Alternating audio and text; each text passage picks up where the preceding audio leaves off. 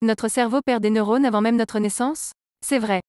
Notre cerveau a commencé à perdre des neurones bien avant notre naissance, mais il est encore capable d'en produire de nouveaux, même chez l'adulte. Une surcharge de neurones et de synapses, les connexions entre neurones, est produite au cours du développement cérébral. C'est au troisième et quatrième mois de grossesse que les neurones apparaissent. Ils se multiplient à grande vitesse et se relient les uns aux autres. 100 milliards de neurones sont alors produits à un rythme de 5000 neurones à la seconde. On parle de surproduction. Les cellules nerveuses du futur bébé sont toutes là à 6 mois de grossesse. Ensuite, a lieu une phase d'élimination en excès. Selon les régions, 15 à 50% de neurones meurent avant la naissance. C'est un long travail sculptural du cerveau qui a lieu pour équilibrer leur nombre et ajuster leurs connexions synaptiques. Cette élimination des neurones excédentaires est en grande partie terminée à la naissance. Mais l'élimination des synapses excédentaires, les connexions entre neurones, s'opère elle jusqu'à la fin de la maturation du cerveau, vers 25 à 30 ans. Mais ce qui est important n'est pas tant le nombre de neurones, c'est le fait que ceux-ci soient bien connectés. C'est en apprenant que les messages passent d'un neurone à un autre et que leurs connexions se renforcent. Apprendre, c'est créer des connexions plus rapides entre les neurones. C'est ce qu'on appelle la plasticité cérébrale. Plusieurs équipes de chercheurs ont découvert que dans une région particulière du cerveau, l'hippocampe, la production de nouveaux neurones ne s'arrête jamais. Cette région produirait 700 nouveaux neurones par jour. Ce phénomène est appelé la neurogenèse.